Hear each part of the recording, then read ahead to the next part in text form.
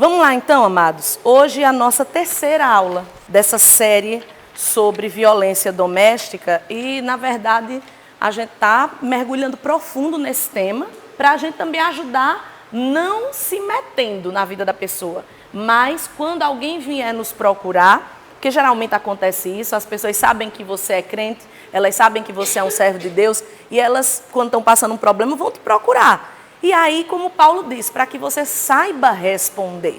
Capítulo 2, versículo 18 de Gênesis. Então o Senhor Deus declarou: não é bom que o homem esteja só.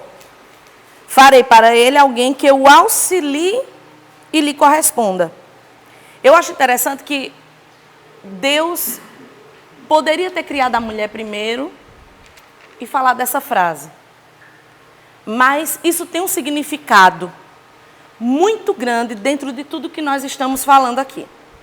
Deus olha para o homem e diz que não é bom que ele esteja sozinho. Não é bom. Saiu da boca de Deus. Não é bom que esse homem esteja só. Eu vou lhe fazer uma auxiliar, eu vou lhe fazer uma companheira, eu vou lhe fazer alguém que possa resolver esse problema de não ser bom e estar sozinho. Guarde isso. Aí nós passamos para o versículo 23 que diz: disse então o homem: esta sim é osso dos meus ossos e carne da minha carne. Ela será chamada mulher porque do homem foi tirada. Por esta razão o homem deixará pai e mãe e se unirá à sua mulher e eles se tornarão uma só carne. Veja bem, o versículo 23 são palavras de Adão. O versículo 24 são palavras de Deus. Mas note que tanto um quanto o outro não usa nenhuma expressão de diminuição da mulher. Quando Adão recebe Eva, ele não vê aquele ato de Deus como assim: Deus está me dando um brinquedinho. Deus está me dando uma diversão, já que eu tenho que trabalhar, dar nome aos animais, já que eu tenho que comandar tudo isso aqui, Deus está me dando um mimo. Não, ele olha e diz assim: esta sim é osso do meu osso, carne da minha carne. Eu vou chamar ela de Eva, porque ela foi tirada de mim. Ela é alguém que saiu de mim. Olhe quão profundo é o entendimento de Adão. A gente costuma ver só os erros, né? A gente costuma ver só os erros de Adão, só os erros de Eva. Veja a profundidade do que Adão está dizendo acerca da mulher. Ele não disse assim: vem cá, que vai ser igual o gado que eu estou dando nome, vai ser igual os outros bichos. Ele diz: olha, essa é diferente. Ela não é como esses animais que eu estou cuidando, nomeando. Ele diz: esta sim saiu daqui. É igual a mim. Agora eu tenho alguém com quem eu possa dividir tudo isso. Veja esse entendimento, que daí parte toda a questão. E nós vamos entender o quê? Partindo dessa visão de Adão acerca de Eva, o que é que a gente vê? Que o machismo é cultural. Ele não está na essência do homem. Você entende isso? Ser machista, ser misógino, que é o homem que ele, por mais que ele seja heterossexual, gosta de mulher para a área sexual, porém ele não gosta do feminino. Ele acha que o feminino é algo desprezível. Ele vê aquilo como algo ruim. Ele vê o feminino como inferior. Esse é o misógino, né? O que repele. Ele só gosta da mulher para usar, não para compartilhar. Adão não tinha nada disso. Nada disso. Ou seja, tudo que a gente vê de errado nos relacionamentos entre homens e mulheres, tanto da parte de um quanto da parte do outro, que aqui a gente tá enfatizando o homem por uma razão. E nós vamos entender ao longo do estudo. Há uma razão, mas nós não vamos tirar a responsabilidade da mulher. Mas nesse momento, nós precisamos entender que essa questão machista, ela é cultural. Ou seja, é algo aprendido. É algo que alguém vai colocando na nossa mente, no nosso ambiente, a gente vai convivendo com aquilo e achando que aquilo é normal. Como Adão não tinha cultura. A cultura dele era andar com Deus. Como ele recebeu direto da fonte toda a instrução, ele não era machista. Olha que coisa profunda. Como ele andava com Deus todos os dias, como ele conversava com Deus todos os dias, ele entendia o que era o relacionamento entre um homem e uma mulher. Porque talvez se ele fosse machista, na hora que Eva dá o fruto e ele come, e Deus vem e dá todo o castigo, ele teria dado um bufete na cara dela e dito, olha o que é que você fez comigo. Ele fez isso? Não. Ele joga a culpa, foi ela. Mas é um foi ela que depois a gente sai junto do paraíso. E a Bíblia diz que eles foram conviver juntos. Eles não se separaram por causa daquele problema. Adão tinha uma visão de relacionamento muito saudável, apesar dos seus erros. Mas ele não olhava para Eva com esse olhar inferior. Aí vamos para a lição. A palavra adjutora significa o quê? Aquela que ajuda, auxilia e socorre. Olha que coisa interessante. Não é só uma ajudadora, não é só uma auxiliadora, mas é aquela que no momento que eu preciso, ela vai me socorrer. Isso é muito papel do amigo, isso é muito papel do companheiro. O companheiro, ele é mais do que um ajudante. O companheiro, ele é mais do que um auxiliar. O companheiro, ele está ali para te apoiar na hora que você precisa. Então, a palavra que Deus usa, adjutora, ele poderia ter usado uma outra palavra, mas ele usa uma palavra que significa exatamente isso. Aquela que ajuda, socorre, auxilia. A palavra idônea significa aquela que é adequada, apta e perfeita para realizar as funções. O que Deus está dizendo quando sai da sua boca, eu vou fazer uma adjutora idônea, eu vou fazer uma auxiliar perfeita para ele. Eu vou fazer um auxiliar apta, capacitada para estar ao lado dele. Não é qualquer uma. Não é alguém com uma capacidade inferior. Não é alguém com uma cognição inferior. É alguém que Deus diz, ela não é só um ajudador, porque ela poderia ser, vou fazer uma adjutora burra. Eu vou fazer uma adjutora que ela só sirva para tal área. Deus usa as duas palavras. Eu vou fazer uma adjutora idônea, perfeita, apta, capacitada para ele. É o encaixe perfeito de uma família, de uma liderança, de tudo. É a forma que Deus queria que fosse. O homem exercendo seu papel, a mulher também, ambos perfeitos um para o outro. Essa é a visão de Deus. Aí siga comigo. Foi o próprio Deus quem falou, não é bom que o homem esteja só. Por isso farei uma ajudadora perfeita para ele. Interessante, tantos animais, tanta coisa linda que Deus criou. Mas Deus não olhou para nada daquilo e disse, olha, escolhe aí Adão, que você gosta mais. Escolhe um desses bichos aí que você gostar. Deus disse não, porque eles não são adequados. E aí a gente entra até numa coisa muito séria, que é, quantas pessoas têm relacionamento com animais? E tratam os animais, e abusam dos animais, e fazem mal aos animais para se satisfazer. Ou quantas pessoas usam animais para dizer assim, não, os animais serão meus filhos, porque é o 8 e 80. É o que abusa, que maltrata, que usa, e aquele também que usa emocionalmente. É o meu filhinho, vai ter a roupinha, vai ter o bercinho. Deus está dizendo que somente o ser humano é apto, é perfeito para o outro ser humano. É por isso que Deus nos dá filhos e não bichos, Ele nos dá filhos. Porque são semelhantes a nós, são aptos, adequados. Os animais, eles servem para um outro propósito. Eles podem ser terapêuticos, pode ser aquele que você vai amar. Eu já tive muitos animais de estimação e eu nunca olhei para eles como parte da minha família sanguínea. E eu os amava e quando eles morriam era uma tragédia. Mas nunca foi o mesmo amor que eu tive para com a minha família. Hoje nós estamos vendo mães que dizem, essa cachorrinha aqui é o meu terceiro filho, é o meu quarto filho. Gente, Deus nunca falou isso. Deus disse, é para vocês dominarem sobre eles. Eles servem exatamente para isso, para servir a vocês. Sabe para que os animais servem? Para nos servir. Nós estamos acima deles. Saiu da boca de Jesus. Vocês valem mais do que os pardais. Vocês valem mais do que a natureza, do que os animais. Ele usa duas coisas para dizer que nós valemos mais. Do que os lírios, plantas, a vegetação, a natureza e os passarinhos. Os pardais. Ele está dizendo o seguinte, você está acima. Nós temos que cuidar, a Bíblia diz, o homem bom cuida bem dos seus animais.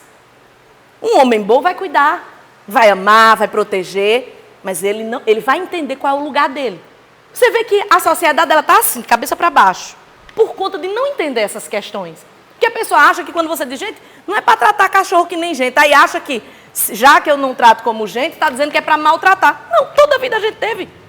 A gente nasceu e se criou tendo bicho em casa. Por quê? De uma hora para outra teve... Vocês notaram isso? Que de uma hora para outra teve uma virada de chave.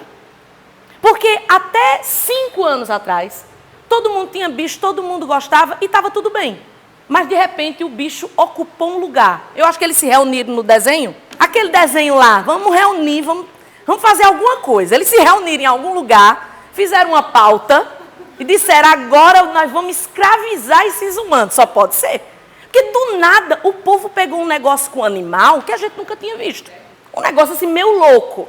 Essa lição ela é importante não apenas pelo aspecto que a gente está abordando da violência. A violência aqui é a consequência de uma degeneração. Você entende isso? Eu fiz questão de trazer o que está por trás dessa violência, porque não adianta a gente chegar aqui e só dizer, gente, é o seguinte, homem não bate mulher, mulher não é escrava de homem, não pode também desrespeitar. Isso é raso. Isso é muito óbvio e muito raso. Eu tenho que entender o que está por trás, porque se eu não resolver a causa, eu não vou resolver a consequência. Então você percebe que tudo isso que nós estamos vivendo é uma degeneração. É quando você inverte as coisas. O mundo está invertido. Então, quando está invertido, não tem como dar certo. Então, nós precisamos entender o lugar de cada coisa. Esse é o propósito da lição. Adão recebe de Deus alguém que é perfeita para ele. Deus que disse, não foi Adão que disse, Deus, eu estou... Isso também é muito, muito profundo, porque não é Adão que se lamuria, que clama a Deus. É Deus que olha e diz, não é legal que ele esteja só. Ele está vendo aí os bichos aos pares. E os animais, a partir da criação, já começaram a procriar. Porque foi a ordem de Deus. Multipliquem-se, encham a terra. Foi para os animais também. Aí Adão está lá. Deus disse, não é legal. Porque ele sozinho, a cabeça dele poderia dar uma pirada sem ter alguém igual a ele. Existe uma teoria, e essa teoria eu concordo, pode me chamar de doida, mas existe uma teoria, muitos teólogos profundos, eles afirmam categoricamente que antes da queda todos os animais falavam. Qual é a base? Por que Eva não foge da serpente? Ô, gente, primeiro, se uma serpente aparece, eu não sei você, primeiro aparecer para uma mulher, você vê que a coisa, mulher não tinha medo de barata, né? Até isso é uma degeneração da queda. Mulher não tinha medo de rato. A mulher está lá. Aí a serpente começa a falar com ela, normal. Não foi um evento, você entende? Não foi um... uau, ela está... Então os teólogos baseiam nisso, aquilo era normal. Tanto que a Bíblia diz que Satanás entra na serpente para falar com ela. A serpente foi possuída. Eva achou que estava falando com a serpente e não com Satanás. Logo, aquilo era natural.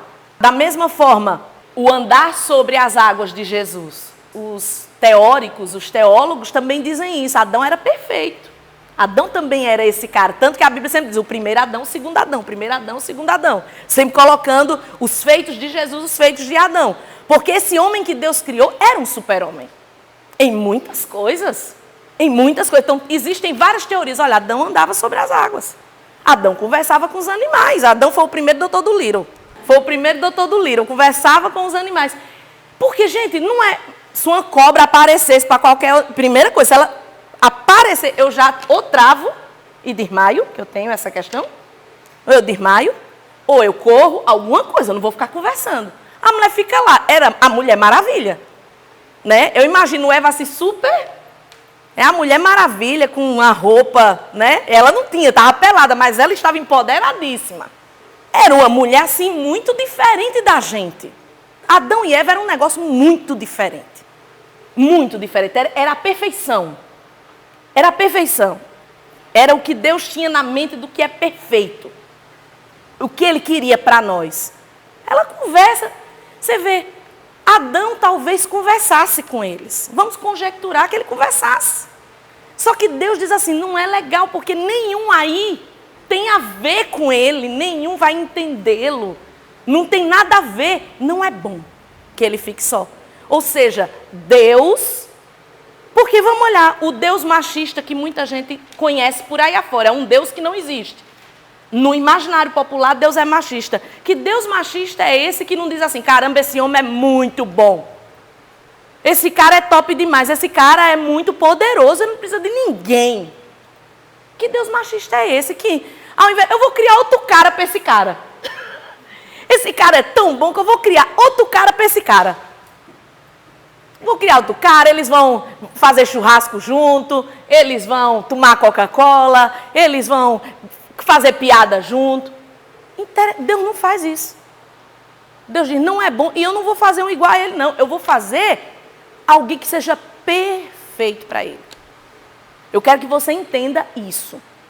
Porque disso depende tudo que nós vamos tratar.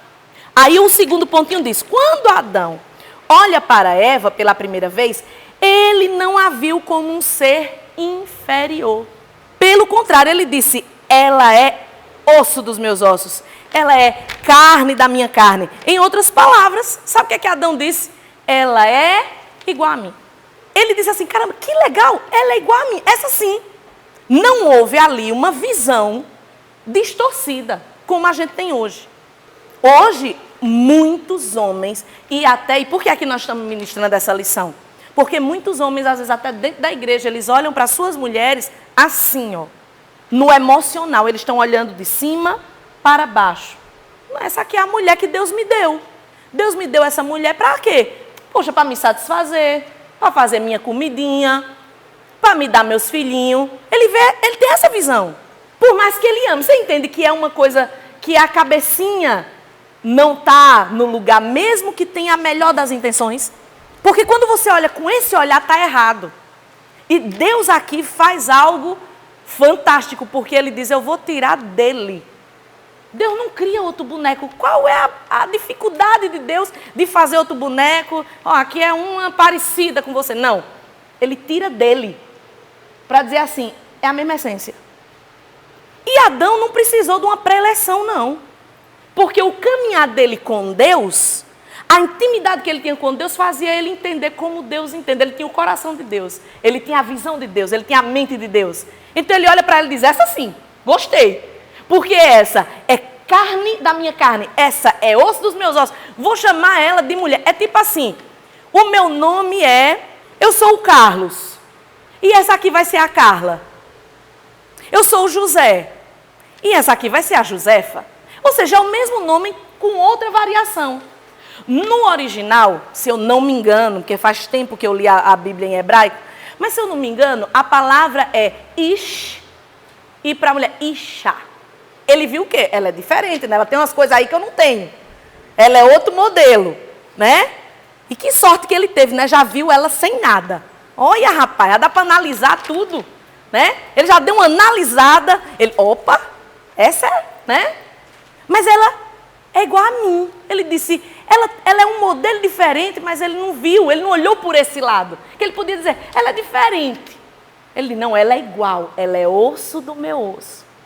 Ela é carne da minha carne. Eu vou chamar ela de mulher porque ela foi tirada de mim. É porque no nosso português, como a Bíblia não foi escrita no português, não foi escrita no inglês, para nós é mais raso. Mas quando ele diz o Ishi e Isha, é muito mais profundo. Ele diz é apenas o modelo. É o José e a Josefa. É o Carlos e a Carla. É o João e a Joana. Ele disse, eu vou botar aqui só uma letrinha a mais para a gente se diferenciar. O Adão,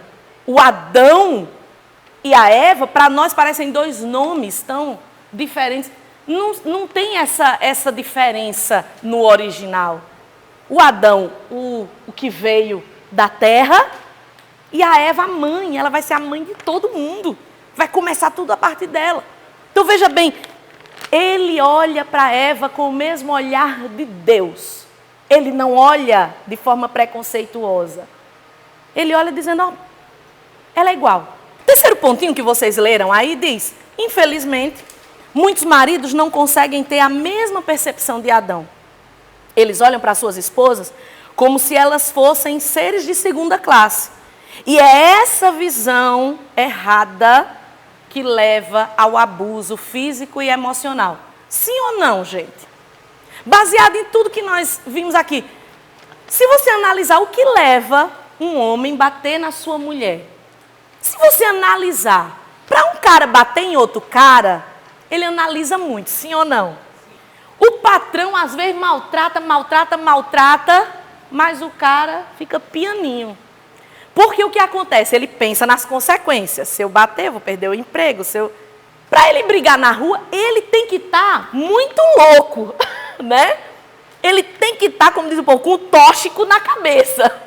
Ele tem que estar muito louco com algum entorpecente para ele, que é as brigas de bar, as brigas de festa. O cara nunca está sóbrio.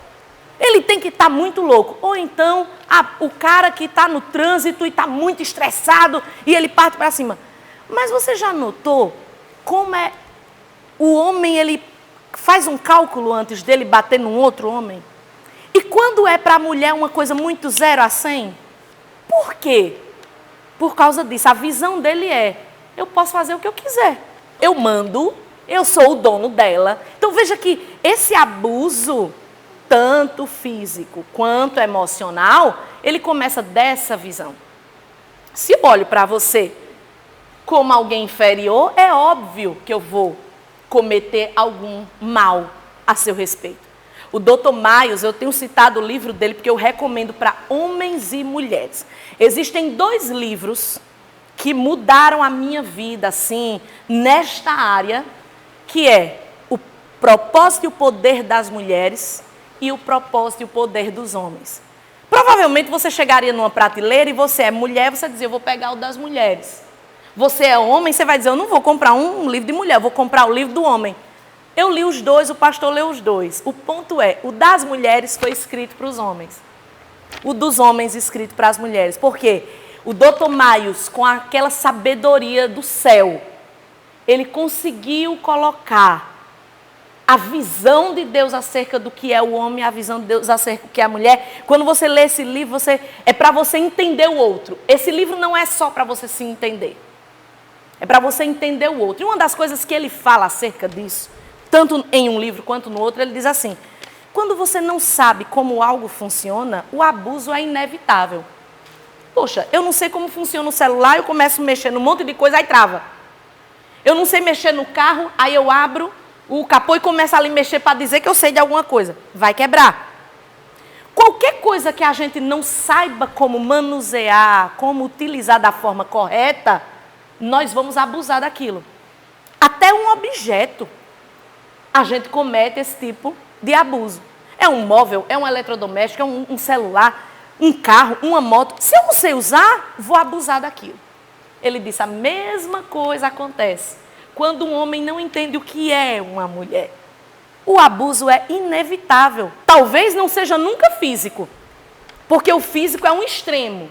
Nem todos chegam nisso, mas eu tenho falado aqui nas aulas.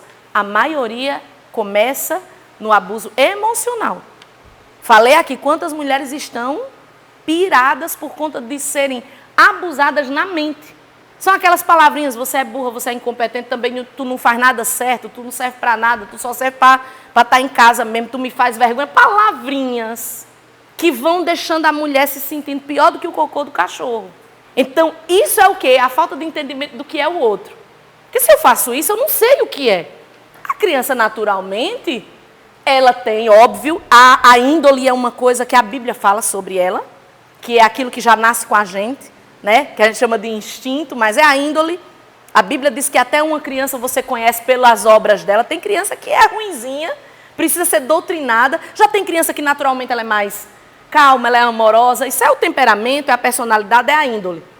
Porém, os comportamentos são culturais. Então, às vezes, o cara está no meio de uma família que o pai trata a mãe como um nada.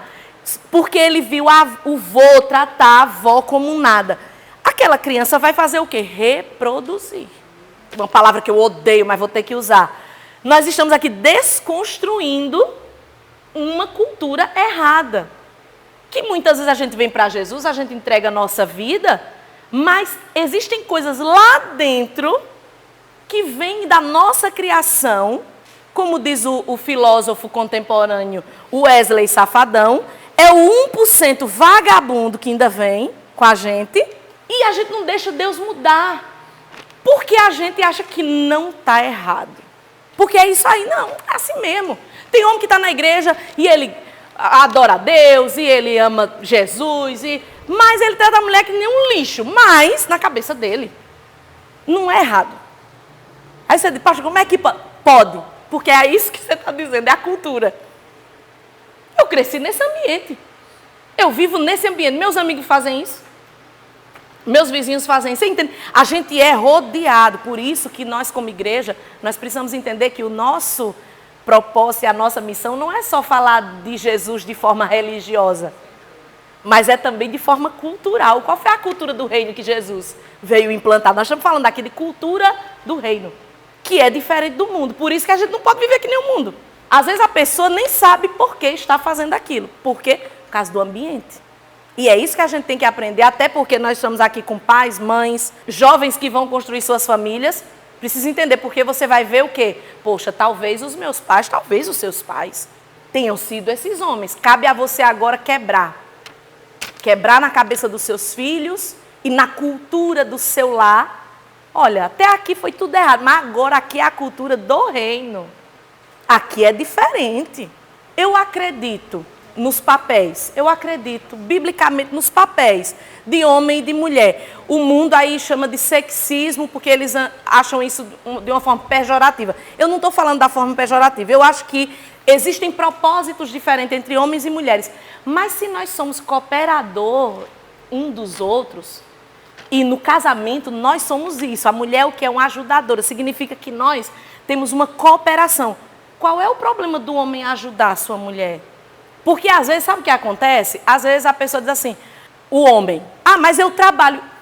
Sim, mas a mulher também trabalha. Às vezes, sabe o que acontece? Os dois trabalham fora, aí quando chega em casa, só a mulher tem que fazer tudo. Isso está errado. Porque o mesmo trabalho que você tem, ela tem também. E eu acho muito legal uma coisa boa que eu vejo em alguns casais que já têm uma mentalidade, né, mais moderna nesse contexto, é que é o seguinte, os dois saem de manhã para trabalhar, quando voltam, vamos nós dois aqui na igreja mesmo, tem vários casais, os dois trabalham pra caramba, e aí chega em casa, vamos aqui, cada um faz sua parte para a gente terminar rápido e descansar. Isso não faz ninguém menos homem. Eu tenho um tio que ele brinca muito com isso, porque ele sempre ajudou em casa. Ele tem filho, homem, e o filho é do mesmo jeito. Se ele chega lá em casa, esse meu primo, se ele chegar lá em casa, ele termina de comer, ele vai lavar o prato dele. Eu digo, olha o que é o ensinamento. E eu lembro do pai dele com ele, pequenininho, quando ele dizia, eu não vou lavar não. O pai dele muito gaiato, muito brincalhão. Aí ele dizia assim, menino, não vai cair não. Venha lavar o prato, que isso aí não vai cair não. E ele brincava. Aí eu vejo hoje ele, um homem adulto, ajudando a esposa, já é casado, já vai ter filho, ajudando a esposa. Você vê como é bonito quando um pai ensina uma cultura correta ao filho. E olha, os dois machos pra caramba. Isso não diminui a masculinidade de ninguém. Poxa, vou ajudar aqui, ó, dá para fazer. Eu estava conversando com um casal aqui da igreja, diz assim, pastor, nós faz faxina junto. Porque a gente trabalha junto do mesmo jeito. Aí eu não vou chegar em casa e ficar de boa e não, vamos aqui, o que é que cada um faz uma coisa. Termina mais rápido. Nós somos cooperadores. Por exemplo, não há problema nenhum. Agora é óbvio, aí eu volto para a questão dos papéis, é óbvio que tem coisa que é a cara da mulher. Tem coisa que a mulher até nem quer que o homem faça. Sim ou não, mulheres? Tem coisa que a gente... Por exemplo, eu não quero o pastor me ajudando na faxina. Dia de faxina, eu estou cansadíssima. Aí eu digo, os pratos é com você. Eu não lavo um prato hoje. Não precisa falar, você já sabe que eu vou lavar. Né? Então, Essas coisas, tem coisa que a gente não quer. Eu não sei como vocês são, mas a Ivonete sabe disso. Eu boto o pastor para correr dia de faxina. Procure seu caminho, não quero você aqui. Qual é o problema também da mulher dizer, não, isso aqui eu prefiro fazer, você me ajuda em outra coisa? A gente precisa entender o seguinte, não vai diminuir a masculinidade de ninguém, pelo contrário, isso é um cavalheirismo. Está precisando de alguma coisa? De repente você está ali fazendo as coisas de casa, mas tem outras coisas externas para resolver, e ele vai resolver. Isso é um trabalho de parceria, um casamento nada mais é do que um trabalho de parceria, de companheirismo. É algo que vai além de só um relacionamento afetivo. Vai além. É uma mão lavando a outra, é um ajudando o outro, é um... Eu estava vendo uma história muito bonita de um casal que mora nos Estados Unidos. Ela disse, e hoje eles estão muito bem financeiramente, e ela estava contando o testemunho dela. Ela disse, gente, quando eu vim para os Estados Unidos, nós viemos trabalhar lavando banheiro, como todo imigrante. Ela disse, eu vim lavar banheiro, ele veio trabalhar na construção civil como pedreiro, mas no início era lavando banheiro. Ela disse, nos primeiros dias que ele estava trabalhando numa construção, ele caiu, segundo andar, uma coisa assim. Ele caiu do segundo andar, ele quebrou do pescoço para baixo, 2 anos na cama. 2 anos, e ela disse, eu com 2 crianças, nos Estados Unidos não tem essa facilidade que a gente tem de deixar com alguém, ou trazer um parente para, né, ou levar na casa de um parente. Estados Unidos é lugar solitário. A pessoa pode ser rica como for, para ela ter uma babá, é um negócio assim de outro planeta. Não tem, não. Não é como aqui, que a gente até deixa na casa do vizinho, deixa na casa... Minha mãe ia trabalhar, às vezes deixava com a vizinha. A gente tem essa cultura. Aí ela disse, primeiro, a igreja. Ela disse, Deus usou a igreja para nos ajudar naquele primeiro momento com cesta básica, para não morrer de fome. Ela disse, mas depois eu tive que ir trabalhar. Ela disse, eu trabalhei 2 anos para sustentar. E ele sofrendo pra caramba, vendo a minha luta. Ela disse, mas isso não diminuiu o nosso amor, o meu respeito por ele, porque é o seguinte, poxa, ele está doente, agora é a minha hora de fazer. Porque também quando eu adoeci, ele estava lá para mim. Então veja bem, são coisas que acontecem. O marido adoece, a mulher vai cuidar. Às vezes parece que só é a mulher que cuida, o marido não quer cuidar. Eu conheço histórias de casais que no resguardo ela tem que chamar um monte de gente porque o marido não chega perto. Quem tem que cuidar da mulher no resguardo, principalmente, é o marido. Ela pode até pedir um auxílio, tal, mas eu acho ridículo essa coisa do marido não chega perto, não faz nada. Tem que fazer. É cultural. É cultural. O cara não pega na criança, não ajuda a mulher. Não, é uma mão lavando a outra. É um trabalho de parceria. Isso é muito importante. Por quê? Porque nós precisamos nos olhar dessa forma. Nós somos parceiros, não somos inimigos, não somos adversários, não somos... Um não é cidadão de segunda classe. Essa visão está errada. E é essa visão errada que faz dizer, isso não é coisa para mim, isso é coisa para você, ou seja, é coisa para mim porque eu sou inferior. Está errada essa visão. É a visão que precisa ser mudada. É óbvio que nunca os homens vão fazer o papel das mulheres e vice-versa, cada um no seu quadrado, porém a ajuda, o auxílio, o socorro. E eu achei muito bonita a história desse casal, porque por conta deles terem esse caráter, esse entendimento, hoje, aí Deus abençoou, ele se recuperou, foram 2 anos, porque ele quebrou-se todo. 2 anos. Hoje são prósperos, trabalham juntos, e eu vejo neles um exemplo de parceria. Através da frase, e serão ambos uma só carne, o próprio Deus derruba qualquer argumento de inferiorização da mulher e fecha todas as brechas para qualquer possibilidade de abuso. Afinal, ninguém em sã consciência fará mal à sua própria carne. Então vamos lá para Efésios, capítulo 5, versículo 28 ao 31, que diz assim: da mesma forma, os maridos devem amar cada um a sua mulher, como a seu próprio corpo. Quem ama a sua mulher, ama a si mesmo. Além do mais, ninguém jamais odiou o seu próprio corpo. Antes, o alimenta e dele cuida, como também Cristo faz com quem? Com a igreja. Pois somos membros do seu corpo. Por essa razão, aí vai a repetição de Gênesis. Por essa razão, o homem deixará pai e mãe e se unirá à sua mulher. E os dois se tornarão o quê, gente? Uma só carne. esse argumento de Deus, essa frase, esse texto que sai da boca de Deus, vocês serão uma só carne, significa, vocês agora deixaram de ser dois para virar um só. Então, se você faz mal ao outro, você está fazendo mal a quem? A você mesmo. Se você diz uma palavra que magoa, vamos pegar a mulher agora? Se a mulher desrespeita o seu marido, se ela ofende o seu marido, a quem ela está desrespeitando e ofendendo? A ela mesma. Se o marido ofende, desrespeita, trata mal a mulher, a quem ele está fazendo tudo isso? A ele mesmo. Olhe que até agora a gente está falando só da questão de palavras, de ofensas, de coisas mais leves, são condenáveis, mais leves. Agora me diga uma coisa, o texto diz assim, ninguém jamais fez mal à sua própria carne. Uma pessoa sã, pessoa normal. A gente vê que quando uma pessoa está doente, ela faz mal a si mesma.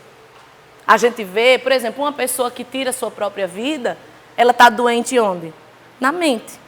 Ela está fazendo mal para quem? Para o corpo. Mas ela está fazendo esse mal porque ela está doente aqui. É uma doença. É uma doença da alma, é uma dor da alma. Existem pessoas que arrancam cabelo, se mutilam. É uma doença que não dá no exame, mas está aqui. É doença. Uma pessoa que está vivendo algum tipo, às vezes até biologicamente alterado alguma coisa, a pessoa se rasga, a pessoa até no hospital mesmo tem que amarrar para dar certas medicações, porque a pessoa está se fazendo mal. Ela tira, quem trabalha em hospital sabe disso, né? Às vezes a pessoa está nervosa ali, agitada, ela tira os aparelhos, ela tira o soro, porque a pessoa está alterada, seja nos seus hormônios, seja por causa de uma medicação, ou seja por causa do seu emocional que está abalado. Ou seja, não tem como a gente colocar essas pessoas nessa nossa questão aqui. O que Deus está dizendo através do apóstolo Paulo em Efésios é que uma pessoa normal, sã, não vai fazer mal para o seu próprio corpo. Não vai. Ninguém vai deixar de alimentar. Alguém aqui precisa de um relógio que avise a hora de você ir ao banheiro, a hora de você tomar um banho, a hora de você tomar água, a hora de você comer? Não, porque você sabe. E você faz tudo isso porque você cuida do seu corpo. Porque você não vai fazer mal para você. Você não vai fazer mal. Aí Deus está dizendo que o homem tem que ter esse entendimento de que ele não casou com uma pessoa que é um objeto, um chaveiro, um ser de segunda classe, um brinquedo. Ele casou com alguém que a partir do momento daquela aliança, daquele acordo, seja num cartório, seja numa igreja, seja perante um pastor, ou um juiz, ou um padre, quando você fez aquela aliança, Deus está dizendo, se tornarão uma só carne. Acabou. O que você faz a ela, você está fazendo a você. Aí Deus está dizendo que o amor do homem tem que ser igual ao amor de Jesus pela igreja. Aí ele diz, porque ninguém que ama a si mesmo, olha o que ele coloca, amar a mulher é amar a si mesmo. Ninguém que se ama vai fazer mal. Você não vai maltratar você mesmo. Deus, o próprio Deus derruba qualquer argumento de inferiorização da mulher e ele fecha todas as brechas para qualquer possibilidade de abuso.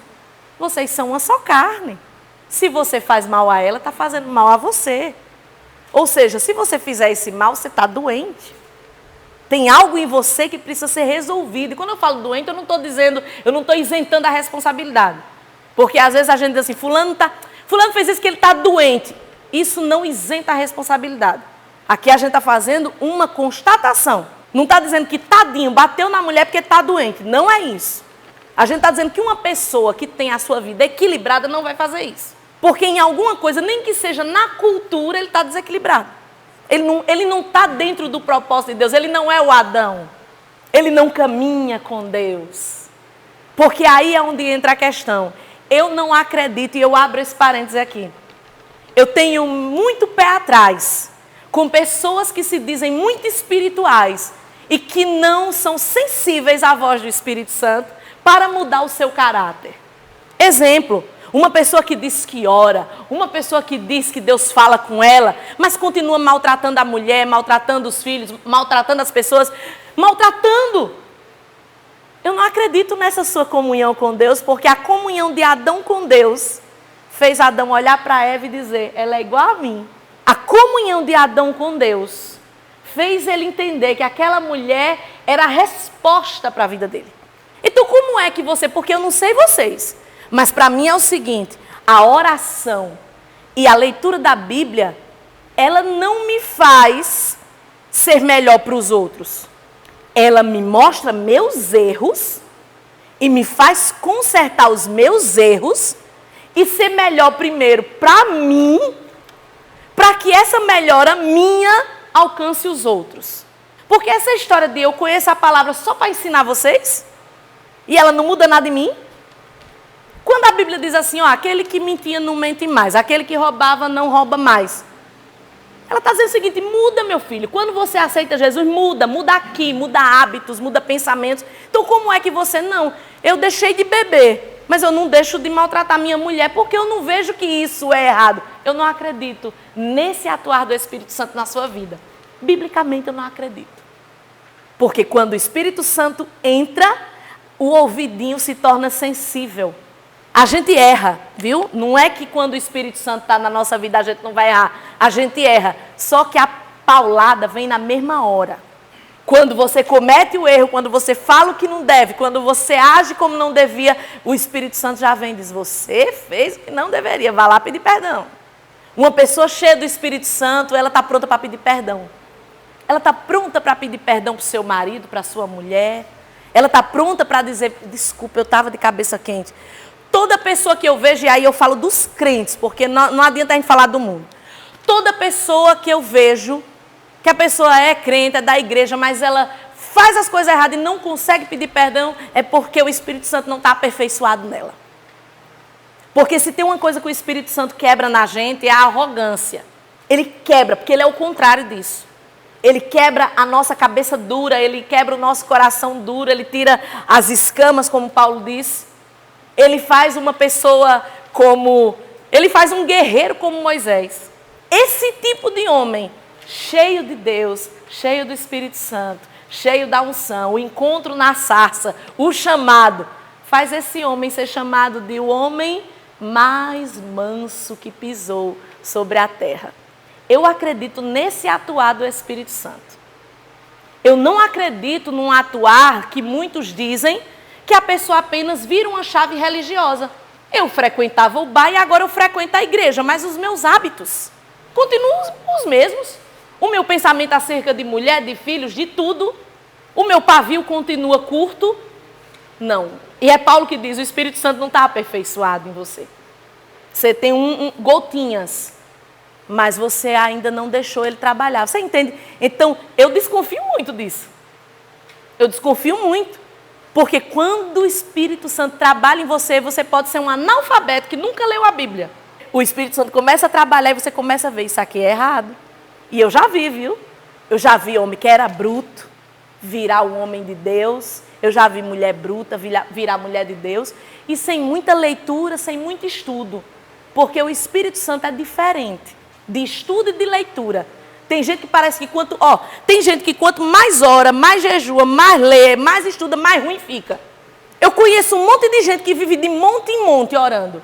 E parece que a cada monte, em vez de ele receber de Deus, recebe mais ruindade. Parece que ele desce com um pote de ruindade do monte. Porque você já vê aquela pessoa que ela é muito espiritual, aí ela chega com a espiritualidade dela para jogar na sua cara. Meu filho não resolveu nada. Se você ora para mostrar para os outros que você ora mais, acabou. Fazer que nem uma irmã quando eu era criança, aí na igreja onde eu congregava, minha mãe toda querendo ajudar os jovens da igreja, a minha mãe no culto de oração, irmãos, olha, orem pelos jovens, nossos jovens, isso há 25 anos, 30 anos, vamos orar pelos jovens. Minha mãe sempre teve um carinho muito grande pelos jovens, sempre foi pastora de jovens, mesmo sem ter o título, mas ela era presidente de jovens, ela era líder de jovens muitos anos, vamos olhar pelos jovens. Aí uma irmã das que mais orava, ela bateu no joelho e disse assim, esse joelho aqui é orar pelo jovem? Nunca. Se eles quiserem, eles vêm orar. Que eu não vou orar não, que eu oro.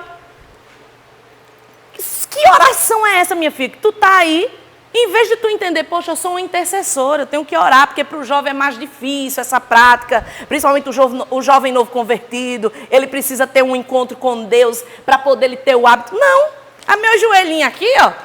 Então tem gente que é assim. Tem gente que sobe o monte para falar mal de quem não sobe. Tem gente que ora e jejua para esfregar na cara dos outros. Sabe o que é que eu fiz ontem? Jejuei. Onde era que você estava? Meu filho, não tem nada de Deus aí, tem religião. Quem assistiu aqui o documentário da Flor de Lis? Alguém assistiu? Ô, gente, assista para você rir. HBO, Flor de Lis, em nome da mãe. Porque quando ela está prestes a ser presa, ela sobe no monte. Menina, ela ora tanto. É maravilhoso. Aí ela toca assim na árvore. Meu Deus, o Senhor sabe, ela dá uma carteirada em Deus. Mas uma carteirada. Aí eu só vi aquele emoji, aquele Deus assim fazendo, não quero. Eu vi esse emoji. Na hora que ela está, eu digo, Deus está lá bem assim, não quero, não vou. Porque ela não chega assim, Deus tenha misericórdia de mim, Senhor. Eu errei. A oração é, eu sou tua serva, eu sou mulher de Deus, e eu sou não sei o quê. Aí Deus, vai pro chilindró, não vai ter peruca, porque para mim, olha, a maior condenação é não ter o botox. Irmã, depois que a gente passa dos 40, sem o botox, olha, né? A não ser que tenha uma genética, eu acho que ela está sentindo mais falta na cadeia? O botox, certeza. É a religiosa. Ela, para mim, é o padrão do religioso. Que é aquele que ele faz aqueles rituais, mas não muda o caráter. Então ele acha o seguinte, eu posso fazer o que for, mas eu subo no monte, porque é um sacrifício, eu jejuo, e Deus vai me ouvir, porque eu vou dar um monte de carteirada, olha o tanto de gente que eu ganhei. Aí eu sempre uso o exemplo de Sansão. Para mim, Sansão é o exemplo do homem de Deus ou da mulher de Deus caída. Que há um erro muito grande da gente achar o seguinte, poxa, esse pastor, esse cantor, esse irmão aí que era influencer, ganhou tantas almas para Jesus e agora ele cometeu um pecado, houve um escândalo. Eu digo, olha, tem uma influência digital na Bíblia que também viveu isso. Sansão. O caba teve não sei quantas vitórias, mas sabe o que acontece com esse tipo de gente? Na morte dele, ele mata mais gente do que em vida. O problema que ele causa na morte, e eu falo da morte espiritual, é maior do que o tanto de gente que ele ganhou para Jesus. Sansão, para mim, é um exemplo disso. Porque, às vezes, por exemplo, a Flor de Lis, quantas pessoas ela alcançou para Jesus? Muitas. Mas sabe o que aconteceu com o escândalo? Ela matou espiritualmente e emocionalmente e traumatizou o mundo. Não foi o Brasil, não. Gente que nunca tinha ouvido falar dela como cantora e pastora, ouviu falar dela como a do marido. Como mulher que fazia coisas absurdas. Então você mata muito mais do que o que você ganhou a sua vida toda. Então essa historinha de, não, tem que ter pena. Não, meu filho, um escândalo, uma coisa errada que você faz, esbagaça tudo que você fez de bom na vida. Sansão, para mim, é esse exemplo. Eu estava vendo essa semana um influencer. Olha o que é o escândalo. Eu nunca ouvi falar nessa pessoa. Acusado de 3 meninas. Eu nunca tinha ouvido falar nele. Criou uma célula gigante, um lugar, e ele se reuniu, um rapaz bonitinho. Aquele rapaz que assim as meninas ficam todas oriçadas. Aí ele, oratória, não sei o que, bababá. Sabe o que ele fazia?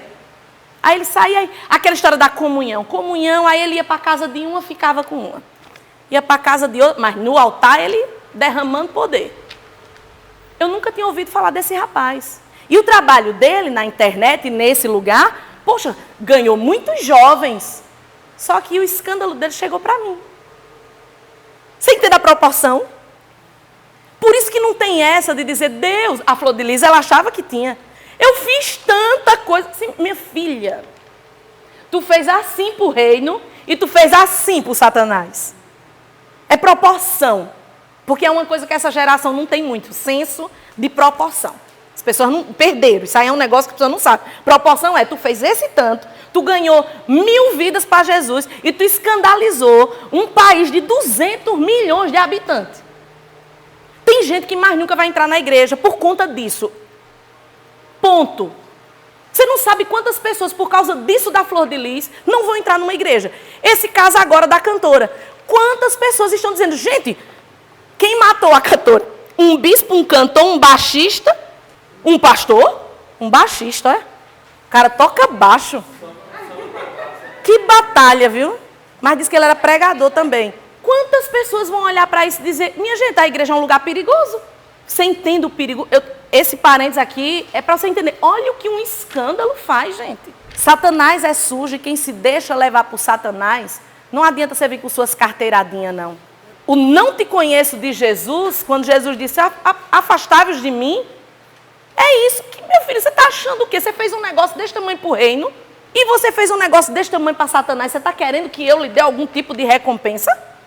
Porque eles querem. Na cabeça de quem é saudável, não. A pessoa diz, olha, isso aqui é pontual, gente.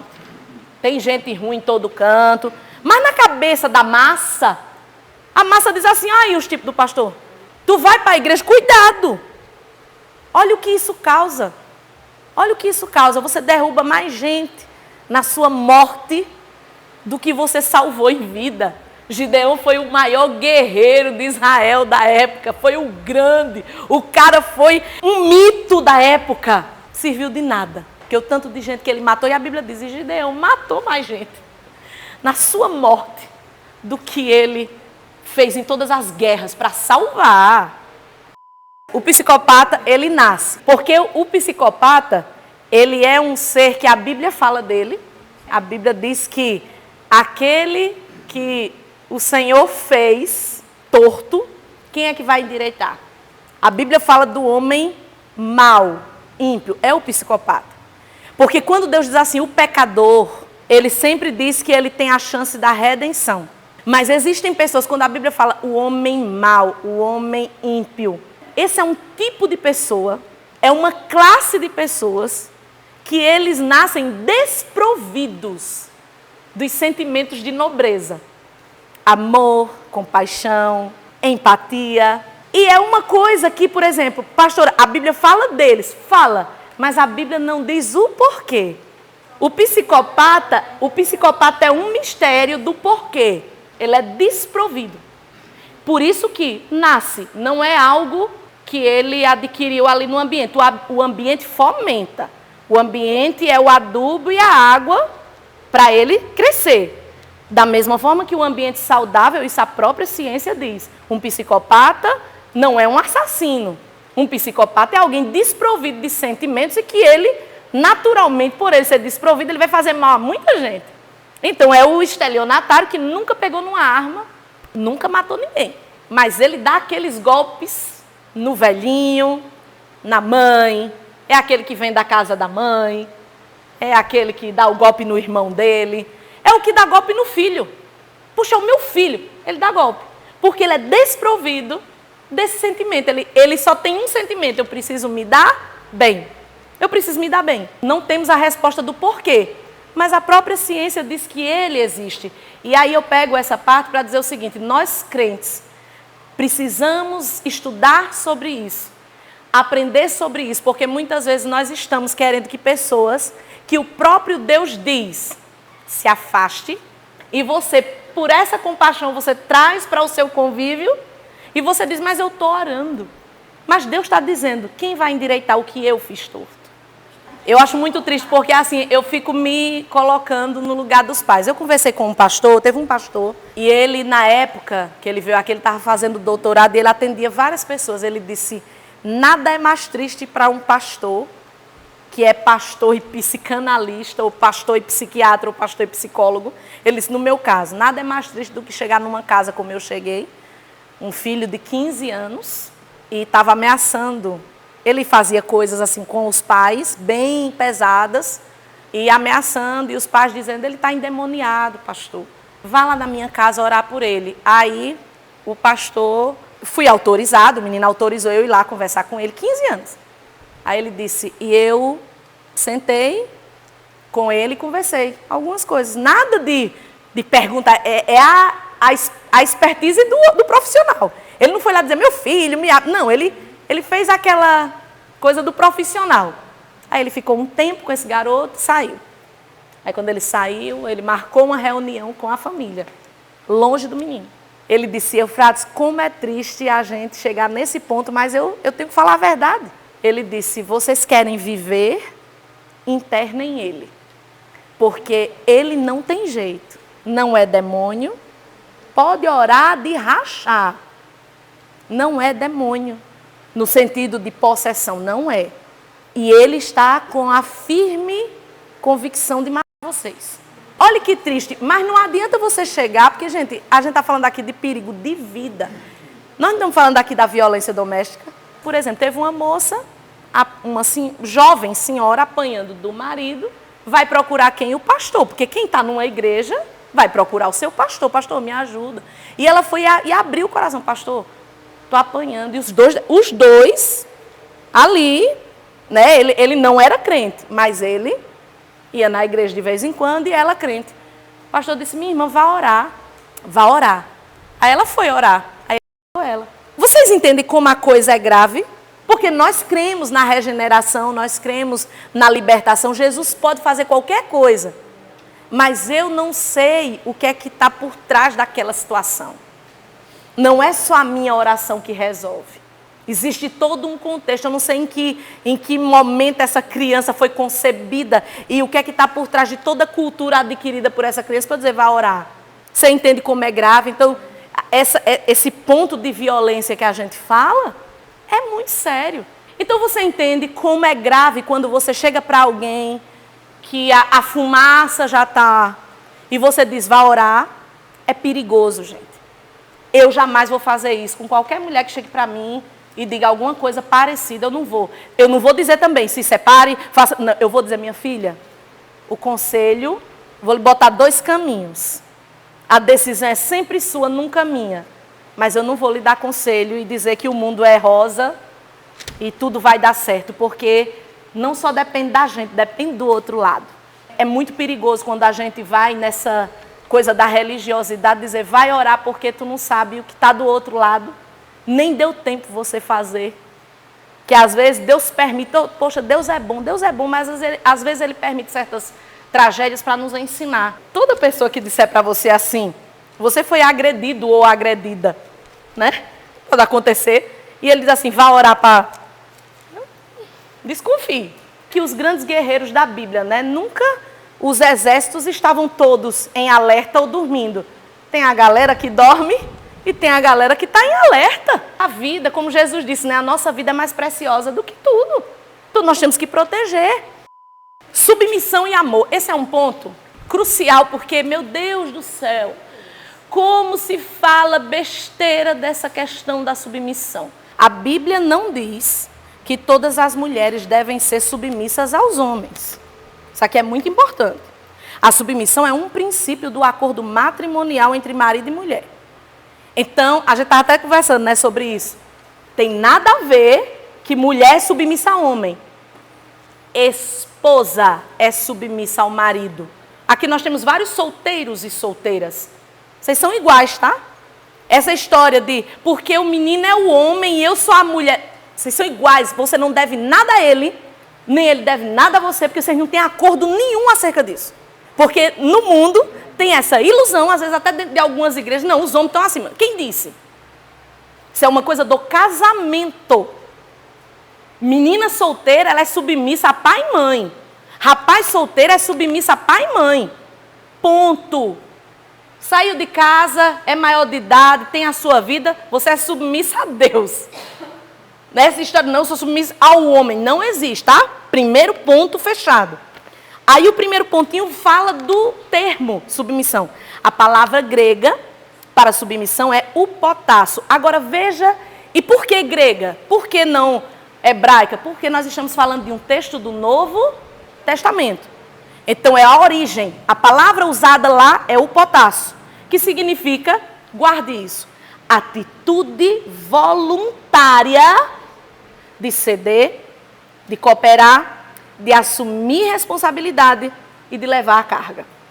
A submissão conjugal da mulher é uma atitude de respeito, baseada no amor do seu marido para com ela. Vamos desmistificar uma coisa aqui grave. E vamos de novo botar dentro das igrejas, porque a gente está falando aqui para crentes. Existe um erro muito grande de alguns pastores, de algumas igrejas, algumas pastoras, algumas mulheres cristãs, alguns homens cristãos. Existe um erro muito grande de colocar sobre os ombros das mulheres a responsabilidade pelo casamento. Então a conversa sempre é a mesma. Que a mulher tem que ser submissa, que a mulher tem que ficar calada, que a mulher tem que aceitar tudo. Porque Provérbios diz que a mulher sábia edifica a casa. Provérbios não está dizendo que a mulher sábia é responsável pelo casamento. Está falando de lar. Não está falando de casamento. A mulher sábia, ela edifica o lar. Ou seja, colocar as coisas em ordem, filhos, o lugar de cada coisa, a administração do lar. E claro que isso interfere no casamento, mas ela não é responsável por isso.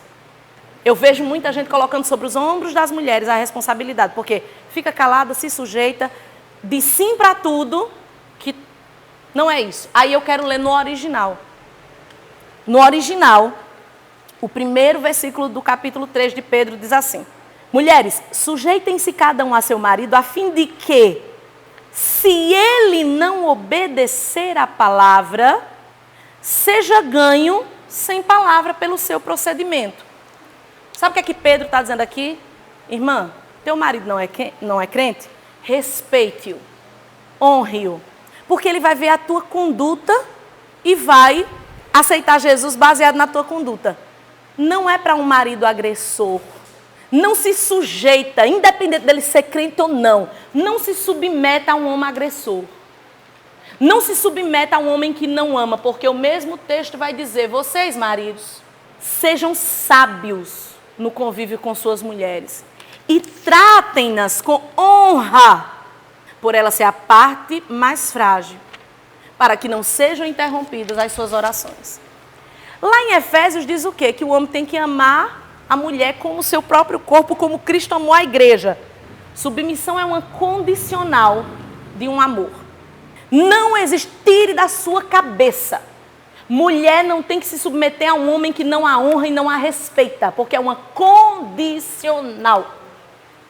O casamento é uma via de mão dupla. Quando você vem à frente, seja para o pastor, para o padre, para o juiz, a mesma promessa que um fez, o outro fez. De amar, de honrar, de respeitar. Se um deles quebra o acordo, o outro está desobrigado deste acordo. Eu não posso me submeter a alguém que me desonra, que me maltrata, que me faz sofrer, que me bate. Porque ele quebrou e eu não posso cumprir um acordo unilateral. Não existe isso. A submissão, por exemplo, eu vou falar do meu exemplo. Eu sempre digo, para mim, ser submissa ao pastor, ao meu marido, é a coisa mais fácil do mundo. Porque ele me ama e me honra e me respeita. E quando você é amada, honrada e respeitada, submissão é um detalhe que acontece naturalmente. Sabe por que muitos homens, as mulheres, não querem honrar nem obedecer? A culpa é sua, homem, que não ama e não respeita. Porque no dia que você honrar sua mulher, respeitar sua mulher e tratar ela como Cristo trata a igreja, no dia que você amar sua mulher como Cristo ama a igreja, ela vai ser a mulher mais submissa do mundo. Ela vai te honrar, ela vai te respeitar, porque é uma condicional. Quebrou aqui, do mesmo jeito. Como é que o homem vai amar uma mulher que não respeita? O que mais os homens querem é esse respeito, é que você honre. A Bíblia diz em Provérbios 31, que o marido da mulher, daquela mulher virtuosa, é um cara que é honrado. Porque o que mais o homem quer é ser honrado, respeitado. Ele não quer ser amado. Interessante, Deus não manda mulheres amem seus maridos. Vocês já leram isso? Porque a gente ama naturalmente, é ou não é? A gente casa por amor.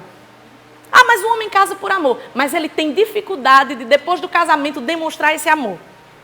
Homem, geralmente, casa por paixão. E a paixão, ela vai, com o tempo, ela vai apagando.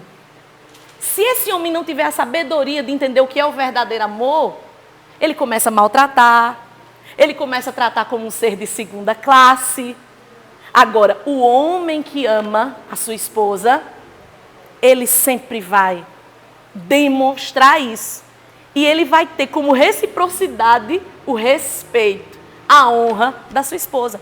O ponto onde diz Sara chamava Abraão de Senhor. Eu acho muito engraçado que algumas pessoas acham que Sara e Abraão, tipo assim, Abraão botava ela lá embaixo. Olha, o relacionamento deles era uma coisa tão igualitária que eles conversavam sobre tudo.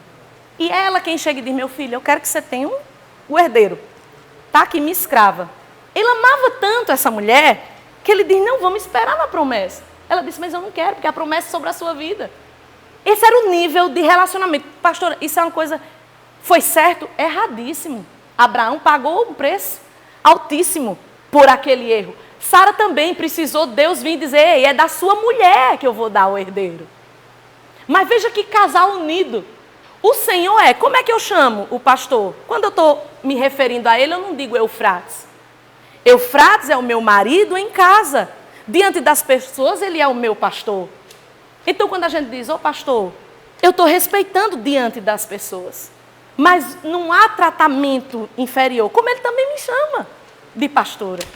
A gente não se chama de esposo e esposa. Você e seu marido, você não fica, meu esposo, minha esposa. Mas diante das pessoas você diz, o meu esposo, o meu marido. Mas a gente se chama de apelidos carinhosos em casa, sim ou não, os casais aqui? Mas quando a gente está diante das pessoas, a gente diz assim, meu pichuco, meu fofinho, minha lindinha.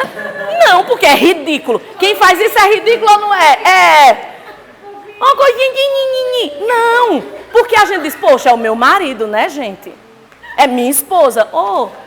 Né, aqui está minha esposa, quero apresentar. Você entende o que é que Pedro está dizendo? Que Sara. Porque tem gente, eu já vi gente lendo esse texto dizendo, tá vendo? É para me chamar de senhor. Meu filho, senhor é um pronome de tratamento da época. É um pronome de tratamento. Meu marido, minha mulher, excelência, excelentíssimo, é um pronome de tratamento. A senhora, o senhor. Está dizendo o seguinte, que Sara publicamente, ela honrava esse homem. Ela mostrava o seguinte, olha, ele é o meu marido, ele é o cabeça da minha casa. Só que na intimidade, eles tinham um amor que nunca foi cobrança de Abraão, um filho a Sara. Quem ficou desesperada para dar um filho a Abraão foi Sara. Mas ele não estava desesperado. Porque o amor, a Bíblia diz, ela era uma mulher tão bonita, lindíssima, que Abraão tinha medo de perder ela, tão bonita que ela era, e ela velha. E ele nunca deixou ela. A separação foi na morte. Porque os dois se amavam tanto, que não havia isso. Agora, ela amava esse homem tanto, que ela diz, eu quero que a promessa de Deus se cumpra. Se tem uma pessoa que errou por amor, foi Sara. O erro dela, por isso que Deus teve misericórdia. Você vê que Deus não a condena. Deus diz assim, isso é um amor, né? Porque eu mesmo não faria. Eu estava brincando com o pastor, aí o pastor falando, todo emocionado, porque nós perdemos um filho, e aquela coisa toda. Aí eu falei para ele, eu digo, amor, na hora que tu estava falando, eu tenho um lado muito irônico dentro de mim. E aí eu disse assim, amor, eu juro, na hora que você estava falando, me veio, dentro de mim eu estava, me supere isso. Alguns sonhos têm que morrer. Ele começou a rir, eu digo, alguns sonhos têm que morrer, supere. Se eu fosse Sara, eu ia dizer assim, meu filho, supere isso, viu? Eu não vou pegar ninguém para lhe dar filho, não. Você vai, supere. Eu superei. Mas olha o nível de amor de Sara. Meu filho, Deus tem uma promessa. Que não seja comigo, mas que Deus cumpra a promessa na tua vida. Ou seja, que parceria é essa? Que amor é esse? Essa mulher não era submissa no sentido que a sociedade fala. Essa mulher era uma mulher que amava. Só que esse homem foi o homem que na hora que essa mulher se sentiu humilhada, na hora que ela viu a escrava de nariz levantado, o filho da escrava fazendo mal para o filho dela, chegou e disse, o que é que você vai fazer? E ele, com dor no coração, ele manda embora aqueles que... Porque doeu para ele, a Bíblia diz que doeu para ele. Mas ele fez por amor àquela mulher. Vocês entendem o que é que eu estou dizendo? Gente, não existe submissão sem amor. Por isso que o tópico aí é submissão e amor. O problema é que nós, por causa da religiosidade, mulheres se submetam-se, mas ninguém fala, homens amem. Não existe, eu nunca vou dizer isso, eu não posso ir contra a palavra, eu nunca vou chegar para uma mulher que é maltratada, desrespeitada, dizer submeta, não. Porque você sabia que quando você se submete a um homem que não cumpre o que a palavra diz, a casa cai. A casa cai. Porque se não tiver a mulher sábia naquela hora para edificar, o cara vende a casa, vende o carro, faz negócio errado e a mulher, porque eu sou submissa, vai nessa, vai ficar sem comida em casa. Vai nessa. Quantas mulheres eu vi no cartório quando eu trabalhava que chegava para assinar a escritura da casa chorando porque o marido vendeu a casa. Ah, porque eu fiz um negócio. E ela chorando. Aí minha mãe dizia, besta você, viu? Você está sendo tola de estar assinando isso aí. Mas muitas, até pessoas do mundo, que têm essa visão. Não, ele que manda. Tira isso da sua cabeça. Submissão anda junto com amor. Quando a Bíblia está dizendo assim, olha, para que esses maridos que são mundanos sejam ganhos sem palavra, não está falando do marido ruim. Está falando do cara que a única coisa que ele não tem é Jesus. Mas ele te ama. Aqui na igreja nós temos irmãs que o marido não é crente, mas é um cara que ama, que honra, que cuida. Aí a elas, esse texto é para elas. Se submetam a eles. Tem uma irmã que diz, pastora, às vezes eu tenho que eu estou sempre na igreja, estou envolvida na igreja, mas aí meu marido marca uma viagem no dia de culto. Se submeta, irmã. Porque ele também não é flexível com as outras coisas. Esse texto é para essas pessoas. Esse texto não é para alguém que o marido não ama, não honra. Para terminar, vale ressaltar que a submissão está condicionada ao amor do marido. Se o marido não ama sua esposa e não cumpre as ordenanças de Deus para o casamento, a esposa não é obrigada a se submeter. Volto a dizer, para mim submissão é um ponto pacífico. Porque para mim, quando essa palavra soa nos meus ouvidos, acerca do meu casamento é a coisa mais fácil do mundo. Não é um peso. Por quê? Porque como é bom você cumprir a sua parte quando o outro cumpre a dele. Você respeita, você honra e o outro te ama. Acabou. Então nós, casais, solteiros, precisamos entender esse princípio. Tudo é condicionado. Do mesmo jeito, a nossa vida com Deus, como é? Se vocês me obedecerem, vocês comerão o melhor dessa terra. Aí eu não obedeço e quero comer o melhor da terra? É o mesmo princípio. É condicionar. Você ama, você ganha a submissão de brinde. Você é submissa, você tem que ganhar o amor de brinde. Um está ligado ao outro. Porque também não adianta o cara amar e a mulher ser uma cavala. Um está condicionado ao outro. Volta a dizer, a responsabilidade está sobre os ombros dos homens. O texto diz, tratem-nas com honra. Sejam sábios no conviver com elas, entendendo que elas são diferentes. Aí o texto diz, elas são herdeiras da mesma graça e o ponto que nós já vimos na aula passada, para que não sejam interrompidas as suas orações. Veja que nada disso está escrito às mulheres. Porque a responsabilidade de manter esse equilíbrio, interessante, né?